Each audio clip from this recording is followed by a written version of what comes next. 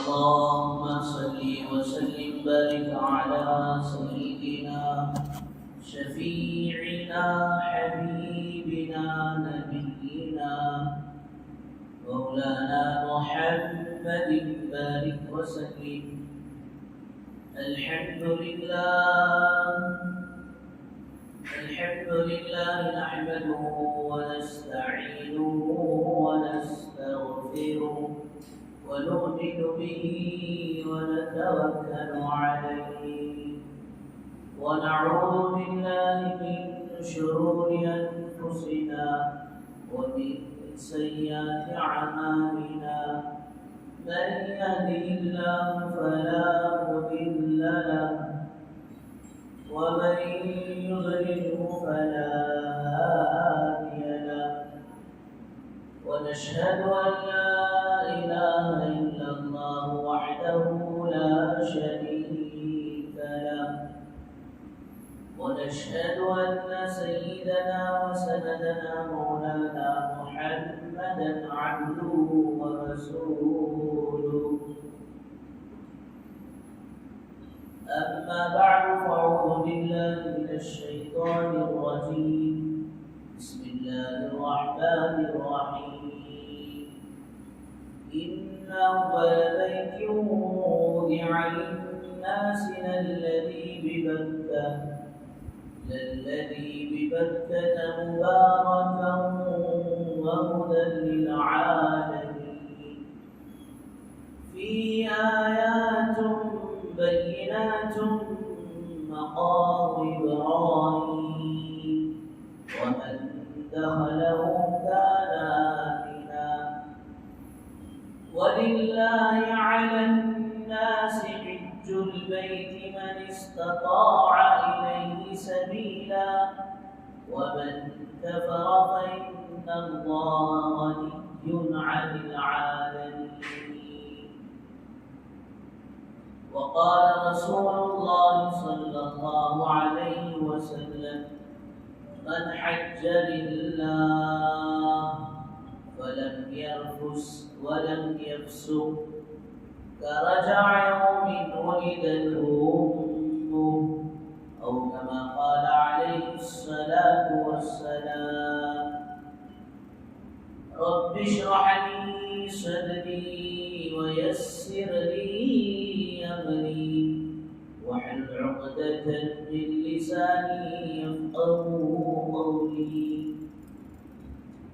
اللهم صل على سيدنا محمد وعلى آل سيدنا محمد بارك وسلم في كلام أولنا.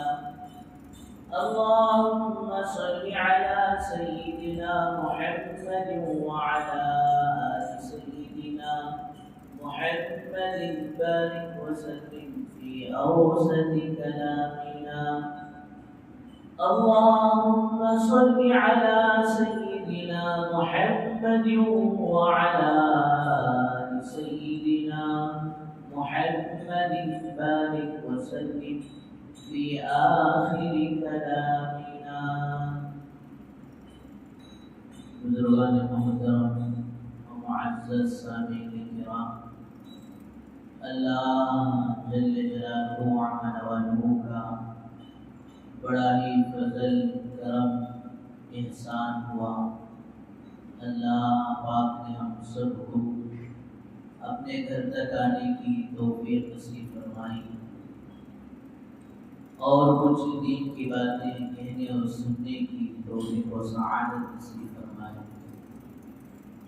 درود و سلام نازل ہو آقا مدنی تاجدار مدینہ احمد مجتبی محمد مصطفیٰ وجہ کائنات محسن انسانیت سرور کونین فخر العالم رحمت للعالمین شافع المذنبین ساقی کوثر شافی محشر محمد عربی صلی اللہ علیہ وسلم کے ذات عالی پر. بزرگوں دوستو، یہ جو ایام چل رہے ہیں۔ قرآن مجید کی سورہ بقرہ کی اور دوسرے پارے کی آیت الحج اشہر معلومات، حج کے چند متعین مہینے۔ یہ کون سے مہینے؟ پہلے سفر حج کا بڑا لمبا ہوتا تھا، پانی کے جہازوں سے، اور اس سے پہلے اونٹنیوں پر، گھوڑوں پر سوار ہوتا تھا، تو لمبا سفر ہوا کرتا تھا۔ پانی کی جہازوں سے مہینے مہینے لوگ سفر کیا کرتے تھے، تو فوراً حج کے رمضان کے عید کے بعد، جیسے ہی رمضان کی عید ہوئی، دوسرے دن سے اگر کوئی حج کے لیے جانا چاہے تو ماشاءاللہ وہ حج کے لیے چل پڑتے تھے۔ تو یہ ایام ماشاءاللہ حج کے ایام۔ اور پھر حج اسلام کی 5 بنیادوں میں سے بہت ہی اہم اور آخری بنیاد ہے۔ اسلام کے فرائض میں سے سب سے اہم اور آخری فرض ہے۔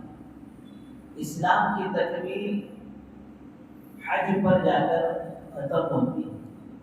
شروع ایمان سے ہوتی ہے اور تکمیل جو ہے دوستو وہ حج پر ہوتی ہے۔ اور فرمایا دوسرے عبادتیں بارہا ریپیٹ ہوتی ہے۔ کلمہ لا الہ الا اللہ اسے بارہا پڑھا جاتا ہے، روایتوں میں آتا ہے کلمہ لا الہ الا اللہ محمد رسول اللہ صلی اللہ علیہ وسلم 100 مرتبہ اگر روزانہ پڑھتے ہیں تو ماشاءاللہ اس کی وجہ سے کل قیامت کے دن اس کا چہرہ 14ویں رات کی چاند کی طرح چمکے گا۔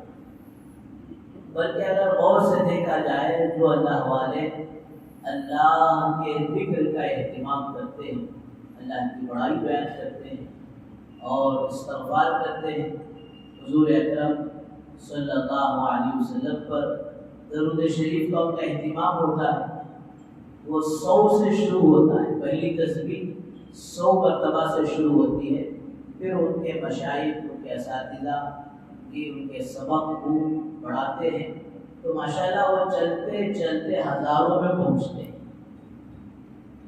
پھر اس میں سے ایک تسبیح مشائخ سلوک یہ بتاتے ہیں پاس انفاس، اس کا مطلب کیا ہے کہ کوئی سانس اللہ کے ذکر کے بغیر نہ گزرے۔ تو ماشاءاللہ ایسے اللہ والے بھی دنیا میں موجود ہیں، ان کا چہرہ قیامت کے دن چمکنے سے پہلے ہی دنیا میں اللہ پاک ان کے چہروں میں چمک دمک کی اس کلمے کا عطا کر دیتے ہیں۔ اور پھر ماشاءاللہ نماز دن میں 5 مرتبہ یہ ریپیٹ ہوتی رہتی ہے۔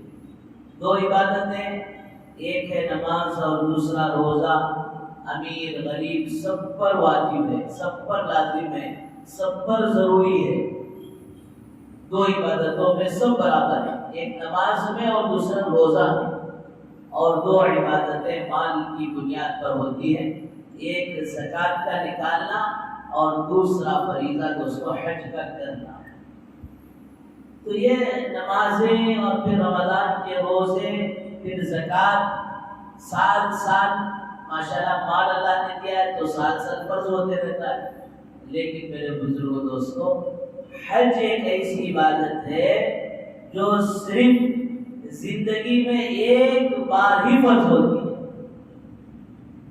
اس لیے فرمایا کہ اس عبادت کو کرنے سے پہلے اس عبادت کے ارکان، اس کے واجبات، اس کے مستحبات، اور پھر خصوصاً حج کا جو ترانہ ہے، حج کا جو شعار ہے لبیک، یہ سارے چیزوں کو سیکھ کر کرنا ہے۔ بہرحال اللہ تبارک و تعالیٰ نے اپنی عبادت کے لیے اس پورے روئے زمین میں جو سب سے پہلا گھر بنایا وہ اللہ کا گھر ہے. قرآن کہتا ہے إِنَّ أَوَّلَ بَيْتٍ وُضِعَ لِلنَّاسِ لَلَّذِي بِبَكَّةَ مُبَارَكًا وَهُدًى لِّلْعَالَمِينَ. اللہ پاک نے سارے روئے زمین میں سب سے پہلا جو گھر اللہ نے بنایا وہ کعبۃ اللہ ہے، بیت اللہ ہے. اس لیے حضرات علماء نے فرمایا کہ چند چیزیں ہیں جس سے کبھی بھی انسان کا جی نہیں بھرتا، دل نہیں بھرتا. ایک ہے آسمان کے ستارے. جب بھی آسمان کے ستاروں کو آپ دیکھو اس کی چمک دمک نظر آتے رہے گی، اچھا منظر لگے گا، دیکھنے کو جی چاہے گا، آدمی بور نہیں ہوتا. دوسری چیز پانی ایک ایسی نعمت ہے کہ آدمی ساری زندگی پیتا رہتا ہے، اسے کبھی بھی بور نہیں ہوتا. 40 سال تک پانی پی کر زندگی گزارا، اس کے بعد کولڈ ڈرنکس پیتے پیتے زندگی گزارا. پانی انسان کے ہم ضرورت ہے، اسے کبھی بھی جی نہیں بھرتا. اسی طرح تیسری چیز فرمایا کہ اللہ کا کلام قرآن مجید کی یہ ساری زندگی پڑھتے رہیں گے تو ماشاءاللہ اسے کبھی جی نہیں بھرتا، آدمی بور نہیں ہوتا. جیسے جیسے پڑھتا ہے ویسے ویسے مزہ آتا ہے، اور پڑھنے والوں کے انداز سے اور بھی ماشاءاللہ مزہ آتا ہے. ماہر المعطری پڑھتے ہیں تو اس کا الگ مزہ، شریف پڑھتے ہیں تو الگ مزہ، سدیس پڑھتے ہیں تو الگ مزہ، امام راشد الفاسی پڑھتے ہیں تو الگ مزہ. یہ فرمایا اس سے آدمی بور نہیں ہوتا. ساری دنیا میں سب سے زیادہ پڑھی جانے والی کتاب دوستوں قرآن ہے. قرآن کو قرآن اسی لیے کہا جاتا ہے کہ سب سے زیادہ ساری دنیا میں دوستوں اللہ کی کتاب پڑھی جاتی ہے. اور چوتھی چیز فرمایا آدمی جس سے بور نہیں ہوتا وہ اللہ کا گھر ہے کہ جتنی مرتبہ نظر ڈالے، جتنی مرتبہ نگاہ ڈالے، فرمایا اس کا حسن دو بالا ہوتا رہے گا. دوستو اللہ کے گھر کے دیکھ کر کوئی آدمی بور نہیں ہوتا. جب تک حج نہیں ہوتا، عمرہ نہیں ہوتا، آدمی کی تمنا ہوتی ہے، وہ دعا کرتا ہے اللہ زندگی میں ایک بار صحیح تیرے گھر کی حاضری ہو جائے، تیرے گھر کا دیدار ہو جائے. اور جب ماشاءاللہ یہ نعمت مل جاتی ہے تو اس کے بعد اس کی یہ تمنا اور آرزو ہوتی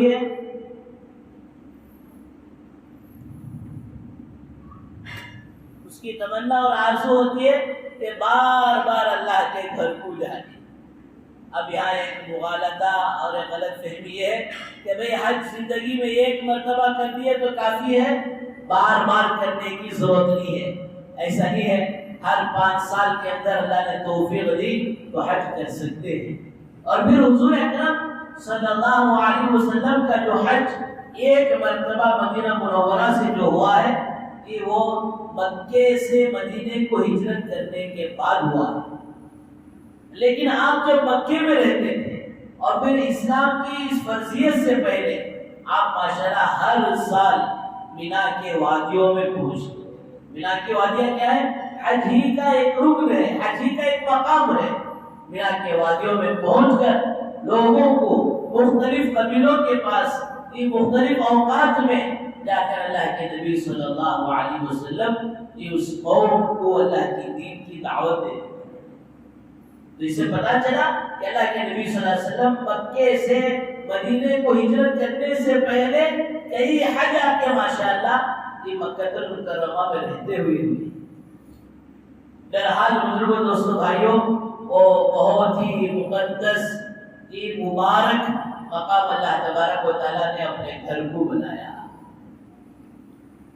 اور پھر حج ان لوگوں کو اللہ تعالیٰ توفیق دیتے ہیں. جب اللہ کے گھر کو حضرت ابراہیم علیہ السلام نے سب سے پہلے حضرت فرشتوں نے اللہ کے گھر کو بنایا. اس کے بعد حضرت آدم علیہ السلام نے اللہ کے گھر کو بنایا. اس کے بعد نوح علیہ السلام کے زمانے میں طوفان نوح میں اللہ کا گھر جب گر گیا تو اسے پھر تیسری مرتبہ حضرت ابراہیم علیہ السلام نے اللہ کے گھر کو بنایا. حضرت ابراہیم علیہ السلام اور حضرت اسماعیل علیہ السلام دونوں نے مل کر بنایا.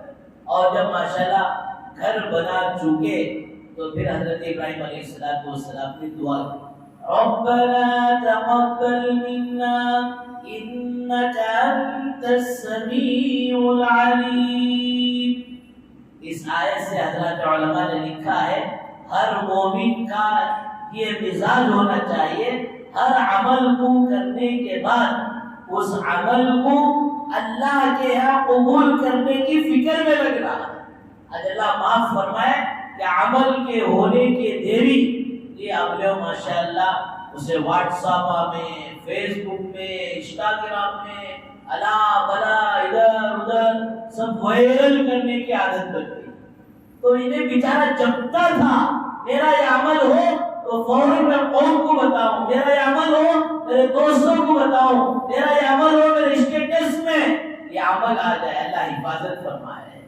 بزرگو دوستو, حضرت ابراہیم علیہ السلام نے اللہ کے گھر کو بنایا تو پھر فرمایا دوستو دعا ربنا تقبل منا, اے اللہ ہماری اس محنت کو ہمارے اس اللہ تیرے گھر کے تعمیر کرنے کو تو اپنے فضل و کرم سے قبول فرما دے. ورنہ آدمی عمل کیا اور اس عمل کو اللہ کے لیے نہیں کیا, ریا اور دکھلاوے کے لیے کیا تو دوستو نیکی برباد گناہ لازم ہو جائے گا. قیامت کے دن تین طرح کے آدمی کو پکڑ کر جبکہ بظاہر دوستو نیک عمل کر رہے ہیں, علم والا اپنے علم کی یہ علم کو خرچ کرنے پر ایڈی چوٹی کی یہ بازی لگایا ہے, اور مجاہد ماشاءاللہ اللہ کے راستے میں دین کی محنت میں اپنے آپ کو لگایا, اور مالدار اپنے مال کو جب اس سے پوچھا جائے گا تو کہے گا اللہ کوئی موقع فرض کا واجب کا اور پھر نفل کا کوئی موقع ہاتھ سے بھی جانے نہیں دیتا تھا. جہاں مال خرچ کرنے کا تقاضا آتا تو میں اس مال کو خرچ کر دیتا. اس سب کے باوجود کہا جائے گا اللہ کہیں گے یہ سب تو اس لیے کرتا تھا کہ لوگ تیری تعریف کریں.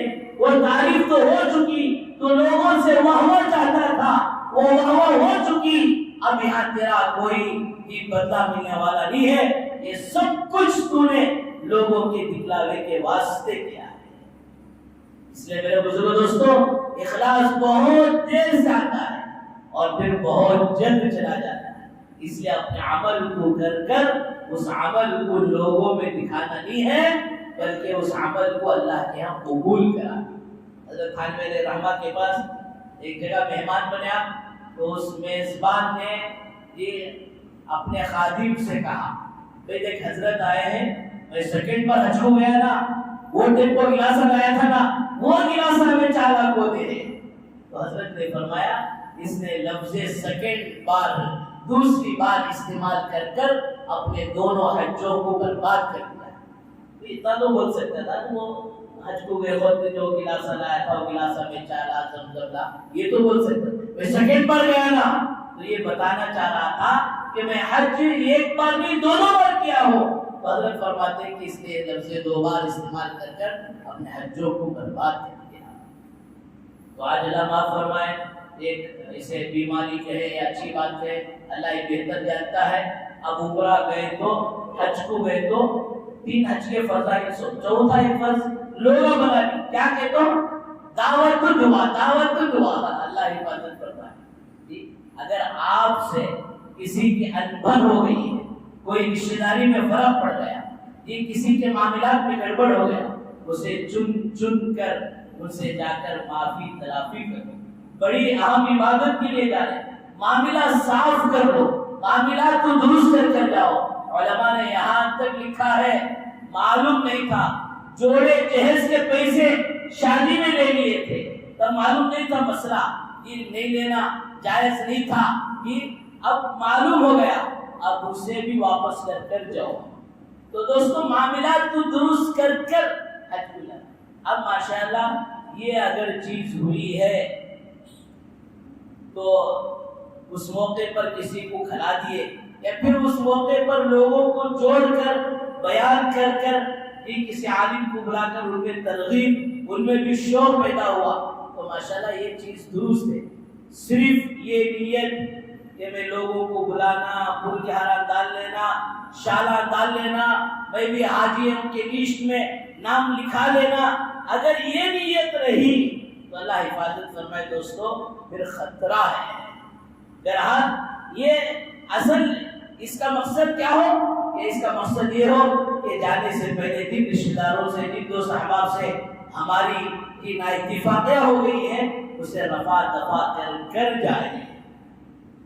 اور بعض جگہ تو اللہ حفاظت فرمائے ایسی دعا کا انتظام کرتی، ایسی دعا کا انتظام کرتی، ایک حج کے فریضے کو ادا کرنے جاتے جاتے کئی فرضہ کو ذبح کرتا تھا۔ اس میں سے ایک اہم مسئلہ کہ اس موقع پر بلا کر مرد عورتوں کا اختلاط، بھئی نامحرم سے غیر محرموں سے پردہ ہے، آپ ایک فریضہ ادا کرنے جا رہے ہیں، اللہ کے دربار میں جا رہے ہیں، نبی کے دربار میں جا رہے ہیں، نبی کے در میں جا رہے ہیں، جاتے جاتے آپ اسلام کی دھجیاں اڑا کر جائیں، اب جاتے جاتے بے پردگی کو عام کر جائے، جاتے جاتے اس دعوت کے بہانے سے اس دن ظہر کی نماز کو چھوڑ کر جائے، دوستو یہ ساری چیزیں صحیح نہیں ہیں۔ البتہ بات بہت آگے نکل گئی۔ بہرحال دوستو یہ اللہ کے لیے خالص ہونا چاہیے۔ حضرت ابراہیم علیہ السلام نے صرف اللہ کے گھر کو نہیں بنایا بلکہ بنا کر یہ اللہ کا گھر جو ساری دنیا کی مساجد کی ماں ہے، اور اللہ نے جس گھر کو ان اول بیت وضع للناس، اللہ تعالیٰ نے جس کی بنیاد رکھنے کا حکم دیا ہے، وہ گھر کو بنا کر حضرت ابراہیم علیہ السلام کے لیے اللہ قبول فرمائے۔ تو ہمارے حج کا جب مسئلہ آئے، ہمارے عمروں کا جب مسئلہ آئے، یا پھر دین کا اور کوئی معاملہ، دین کا اور کوئی تقاضا پورا ہو رہا ہے، دین کا اور کوئی کام کر رہے، مسجد بنا رہے، مدرسہ بنا رہے، کوئی بھی عمل کر رہے، دوستو اس کے ساتھ یہ بھی فکر ہو کہ اللہ پاک ہمارے اس عمل کو قبول کرے۔ اب گھر بن گیا، اس کے بعد حضرت ابراہیم علیہ السلام کو اللہ تعالیٰ نے فرمایا، اے ابراہیم تم تو گھر بنا چکے، اب اس کے آباد کرنے کے لیے حج کی آذان کرو، حج کا اعلان کرو۔ اس لیے اور عجیب و غریب بات ہے دوستو، اللہ تعالیٰ نے اپنے اس گھر کو، ایک کشمیر جیسی وادیاں تھی، خوبصورت وادیاں، اللہ نے ہمیں جانے کا موقع دیا، تو دوستو وہاں کیا ہے، جدھر دیکھو ادھر پانی کے ٹھنڈے نہریں چلتی ہیں، جدھر دیکھو ادھر ہرے ہرے باغات ہیں، سیب کے باغات ہیں، ایک ایک گھر کے کامپاؤنڈ میں سیب کے باغات ہیں، پانی کے چشمے ہیں، یہ ساری خوبصورت وادیاں، لندن تھا، جاپان تھا، پیرس تھا، آسٹریلیا تھا، امریکہ تھا، یہ سب جگہوں کو چھوڑ کر اللہ نے آخر ان پہاڑوں کے بیچ میں اپنے گھر کو کیوں بنایا؟ اللہ نے اور جگہ کیوں یہ منتخب سلیکٹ نہیں کیا؟ یہ سوال ہے۔ پھر حضرت علماء نے اس کا جواب لکھا، تاکہ اللہ چاہتے ہیں میرا بندہ میرے گھر کو آئے، میری بندی میرے گھر کو آئے تو کسی کی محبت لے کر نہ آئے، صرف اور صرف میرے اور میرے گھر کی محبت لے کر آئے۔ اس لیے وہ چار پہاڑوں کے بیچ میں اللہ کے گھر کو بنایا گیا۔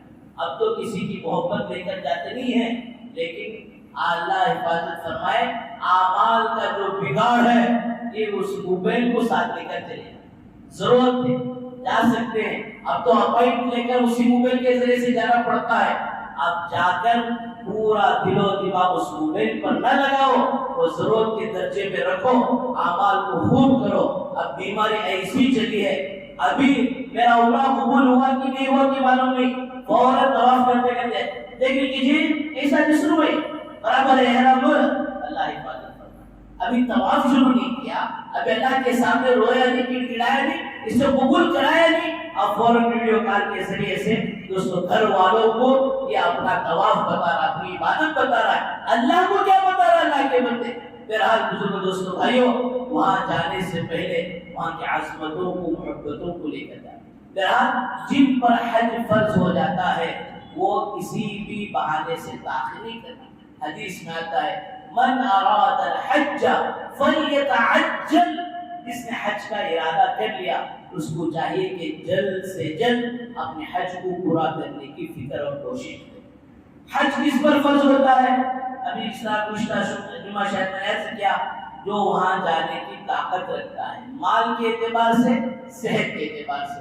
مال کے اعتبار سے حج کمیٹی سے اگر کوئی جا رہا ہے 3.5 لاکھ روپے ہے، 40 دن گھر کا خرچہ لے کر جائے، اور جس کے پاس 3.5 لاکھ روپے کیش پیسے ہیں، یا اتنا جو عورتوں کے پاس زیور ہے، یا اور کسی طرح سے کوئی مال ہے، تو دوستو اب اس پر حج فرض ہو جاتا ہے۔ ابھی جتنا جلد ہو سکے اپنے فریضہ حج کو ادا کریں، دیکھیں گے لیو، کر لیں گے لیو، میرے پاس تو پیسے پڑی، میں جب چاہے کہ اس سال چلے جاتا ہوں، اس ٹور سے چاہے اس ٹور سے چلے جاتا ہوں۔ دوستو مال کی بنیاد پر اللہ تعالیٰ اپنے گھر کو نہیں بلاتے، بلکہ جس کے اندر محبت ہوتی ہے اللہ انہیں اپنے گھر کو بلاتے ہیں۔ ورنہ کئی لوگ مکے میں ٹیکسی چلاتے ہوئے سال گزر جاتے ہیں، حج کی توفیق نہیں ہوتی، عمرے کی توفیق نہیں۔ رسول میں ایک کالج کے لیکچرر تھے ماجد خان صاحب، ان کا والدہ کے ساتھ عمرے کو جانا طے ہوا، پہلے بہت دنوں سے جانے کے لیے تیار نہیں تھے۔ ایک بھائی باہر ملک میں رہتا تھا، اس نے والدہ کا اور اس کا خرچ بھیجا۔ یہ بیچارہ اب جاتے ہوئے لوگوں کو کہہ رہا میرا ارادہ تو جانے کا نہیں تھا، میرا ارادہ جانے کا نہیں تھا، بھائی ٹکٹ بھیج دیا اس لیے جا رہا ہوں۔ گویا جاتے جاتے جی بیت اللہ پر احسان کر رہا ہے، جی مدینے پر احسان کر رہا ہے، اس طرح کے الفاظ تھے۔ اب گیا، جیسے ہی جدہ کے ایئرپورٹ پر اترا، بیمار پڑ گیا، ایسا بیمار پڑا اس کا قدم اٹھایا نہیں گیا، ہاسپٹل میں لے جا کر ایڈمٹ کیا گیا۔ ایک دن ماں ساتھ تھی، ماں کہہ رہے بیٹا میں تو احرام باندھ چکی ہوں، میں جا کر عمرہ کر آتی ہوں۔ ماں جاتی، عمرہ کر آتی، اور دن بھر ماشاءاللہ کعبۃ اللہ میں گزارتی، اور پھر دوستو رات میں بیٹے کی خدمت کے لیے آتی۔ اس طرح 7 دن پورے ہو گئے۔ اس کے بعد مدینہ طیبہ گھما گئی، اور وہاں جا کر مدینے کے آداب اور ارکان کو پورے کر ماشاءاللہ واپس آئی۔ ماں کا تو ماشاءاللہ ماں کے اندر وہ تڑپ تھی، وہ طلب تھی، وہ شوق تھا، جذبہ تھا، اللہ نے پورا کرایا۔ اور اس بیچارے کے دل میں وہاں کی کوئی عظمت اور شوق محبت نہیں تھی۔ جدہ کی سرزمین پر پہنچا کر بھی، سعودی کو پہنچ کر بھی، خالی 80 کلومیٹر 1 گھنٹے کا سفر، اور میں اللہ نے محروم کر دیا۔ 16 دن کے بعد واپس ماں اپنے ملک کو آئی، تو اس بیٹے کو بھی ساتھ لے کر آ گئی۔ دوستو اتنا قریب جا کر بھی محروم ہو گیا۔ بہرحال محبتوں کو، عظمتوں کو لے کر گئے۔ زامبیا کے چند نوجوان ماشاءاللہ حج کے لیے نکلے، کوئی سواری کا انتظام نہیں تھا، صرف پیدل چلنے کی طاقت تھی۔ ابھی جو ہے ماشاءاللہ چلے 5 نوجوان، یہ چلتے چلتے پورے 5 سال کا سفر طے کیا۔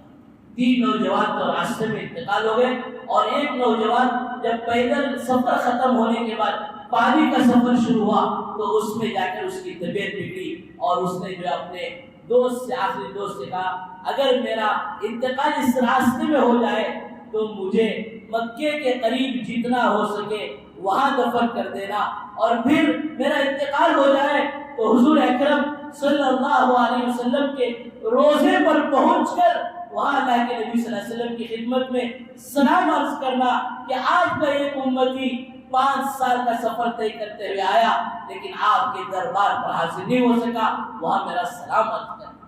دوستو جانے والے کس انداز سے گئے ہیں، کیسی تڑپ لے کر گئے ہیں، کیسا شوق لے کر گئے ہیں۔ اس لیے پہلے راستے بڑے کچے تھے، 2 مہینے سفر کرنا پڑتا۔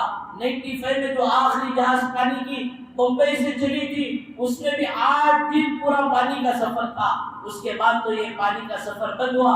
اب اللہ حفاظت فرمائے، اس زمانے میں راستے کچے، چلنے والے مسافر پکے، جانے والے حاجی ہی نہیں متقی پرہیزگار بن جاتے، جانے والے حاجی مستجاب الدعا بن جاتے، جانے والے حاجی نمازی بن جاتے، اللہ سے لینے والے بن جاتے۔ پتہ نہیں کیا کیا صفات کے ساتھ واپس کیا تھا، راستہ کچا تھا، مسافر پکے تھے، مجاہدہ ہوتا تھا، مجاہدے پر پھر دوستو اللہ ہدایت کرے۔ آج اللہ حفاظت فرمائے، راستے پکے ہو گئے، مسافر کچے ہو گئے۔ ہر جانے والے کی نگاہ میں اچھی سے اچھی روم میں رہوں، اچھا سے اچھا کھانا کھاؤں، پوری سہولت کے ساتھ، ذرا بھی تکلیف ہوئے مگر واپس آ جاؤں۔ جب یہ لے کر جاتا ہے تو پھر دوستو وہاں سے لے کر کیا آتا ہے؟ بہرحال راستے اب پکے ہو گئے، مسافر کچے ہو گئے دوستو، اب ڈرنے کا ہر جگہ کا ماحول ہے، مجاہدہ ختم ہو رہا ہے، اب ڈرنے کا دوستو وقت ہے۔ بہرحال حضرت مالک بن دینار رحمۃ اللہ علیہ لکھتے ہیں کہ ایک مسافر، حج کا مسافر یہ حج کے لیے گیا ہے تو دونوں پیروں سے معذور، ہاتھوں کے بل گھسیٹتے گھسیٹتے یہ وہ سفر کر رہا ہے، گرمی کی بڑی تپش، یہاں تک کہ روڈ میں کوئی انسان نظر نہیں آ رہا، گرمی سے بچنے کے لیے اپنے آپ کو سب جو ہے دوستو سایوں کے نیچے چلے گئے، یہاں تک کہ پرندے وہ درخت پر پتوں کے نیچے سائے میں چھپے ہوئے، ایک نوجوان چہرہ لال خوبصورت، پورا بدن جو ہے سوکھ رہا ہے، گھسیٹتے گھسیٹتے جا رہا ہے۔ مالک بن دینار رحمۃ اللہ علیہ کو دیکھ کر ترس آ گیا، نوجوان تو کہاں جا رہا ہے؟ آپ بیت اللہ کے لیے، حج کے لیے جا رہا ہے، اس گرمی میں کیوں تو سفر طے کر رہا ہے؟ ذرا تو رک جا، گرمی کی تپش کم ہونے کے بعد مغرب کے بعد سفر کرنا۔ تو مالک بن دینار رحمۃ اللہ علیہ کو نوجوان کہنے لگا، اے مالک تم تو سواریوں پر حج کرنے والے ہو، سواریوں کے ذریعے سے جانے والے ہو، تم جلد پہنچ جاؤ گے، اور میرا سفر تو ایک ایک انچ آگے بڑھتے بڑھتے ہو رہا ہے۔ حضرت پوچھتے کتنے سال سے سفر کر رہا ہے؟ تو نوجوان اپاہج معذور کہتا ہے 3.5 سال سے سفر کر رہا ہوں۔ بھئی تیرے اوپر تو حج فرض نہیں؟ ہاں حج تو میرے اوپر فرض نہیں، جس پر حج فرض ہو جاتا ہے ہر حال میں گرے پڑے اسے تو کرنا ہی پڑتا ہے۔ مزہ تو وہی ہے کہ حج فرض نہ ہونے کے باوجود اللہ کی محبت میں اللہ کے گھر کو چلے جانا۔ اس کے بعد وہ کہتا ہے، حضرت مالک بن دینار رحمۃ اللہ علیہ کہتے ہیں نوجوان ذرا انتظار کر لے، میں سواری کا انتظام کر دوں۔ وہ نوجوان کہتا ہے مالک میں تو سمجھ رہا تھا تو عقل مند آدمی ہے، کوئی اپنے آقا سے دور بھاگے اور اپنے آقا کے دربار سے بھاگ کر پھر آقا سے معافی مانگنے کے لیے سواری پر جانا اسے اچھا لگتا ہے، زینت دیتا ہے، نہیں مجھے تو ایسا ہی چلنے دو۔ حضرت مالک بن دینار رحمۃ اللہ علیہ کی آنکھوں میں آنسو آ جاتے ہیں، کہیں سے اللہ کی محبت کو لے کر جائے۔ بہرحال اسی سال حضرت مالک بن دینار رحمۃ اللہ علیہ پہنچے، یہ طواف کیا اور پھر صفا مروہ کی سعی کی اور پھر مینا کی عرفات کی حاضری کے بعد پھر مینا میں رمی جمرات کرنے کے لیے پہنچا ہے۔ تو حضرت مالک بن دینار رحمۃ اللہ علیہ پہنچے ہیں، دیکھتے ہیں کہ بڑی بھیڑ جم گئی۔ حضرت مالک نے پوچھا بھائی کیا ہو رہا؟ لوگ کہتے ہیں ایک عجیب و غریب معذور نوجوان ہے، عجیب و غریب دعائیں مانگ رہا ہے، اس کی دعاؤں کو سننے کے لیے ہم سب جمع ہو۔ حضرت نے یہ راستہ ہٹا کر لوگوں کو ہٹا کر جا کر دیکھا، وہی نوجوان اپنی دعاؤں میں آخری دعا ہے کہ اے اللہ یہ سارا مجمع طواف کیا، میں بھی کیا، یہ سعی کیے میں نے بھی کیا، یہ مینا میں اور عرفات میں حاضر ہے اللہ میں بھی کیا۔ آج مینا کا حج کا تیسرا دن ہے، رمی جمرات کرنے کے بعد شیطان سے میں نے اپنی نفرت کا اظہار بھی کر دیا، اے اللہ اب قربانی کا معاملہ آیا ہے، یہ سارا مجمع استطاعت والا ہے، مالداروں کا ہے، اللہ جانوروں کی قربانی دیں گے، اللہ میرے پاس تو کچھ بھی نہیں ہے مال کہ میں تیرے راستے میں قربانی دوں، اللہ میری جان ہی حاضر ہے، اللہ میری جان کو قبول کر لے، یہ کہا اور زور سے لا الہ الا اللہ محمد رسول اللہ پڑھ کر وہی انتقال ہو گیا۔ کسی نے خواب میں دیکھا یہ تو صحابہ سے بھی آگے چلا گیا، صحابہ یہ تلواروں سے شہید ہوئے تھے، یہ اللہ کی عشق میں شہید ہوا ہے۔ بہرحال بزرگوں دوستوں جن پر حج فرض ہو گیا اسی وجہ سے حصہ نہیں گئے تو آئندہ سال تک وہ استغفار کرتے رہے، اللہ سے معافیہ مانگتے رہے، اور پھر سب سے اہم بات یہ ہے کہ ابھی سے واقعی کی عادت ڈالیں۔ یہ صبح ہوئی فجر پڑھ کر آدھا گھنٹہ لبیک لبیک اللہم لبیک پڑھتے ہوئے حج کے ارکان سیکھتے ہوئے یہ پورا سال یہ تمہارا جو ہے ماشاءاللہ وہ حج کی تیاری میں گزرے، حج کے ارکان کو ابھی سے سیکھتے رہے۔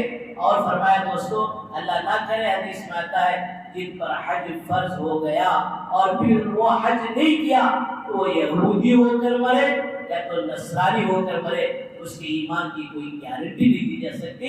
اس لیے ڈرنا ہے چھوٹے موٹے بہانے بنا کر، حج میرے اوپر فرض ہو گیا 4 لاکھ نہیں، ہمارے اماں بابا کو حج کرے تو پہلے بعد میں نہیں کرنا سکتے، تو اماں بابا نماز نہیں پڑھے تو تمہیں نہیں پڑھتے، ان پر بھی نماز فرض ہے، تم پر بھی فرض ہے، وہ اپنے فرض کا حساب دیں گے، تمہیں اپنے فرض کا حساب دینا ہوگا۔ ماں باپ پر مال لی ہے تو ان پر حج فرض نہیں ہے، تم پر حج فرض ہے۔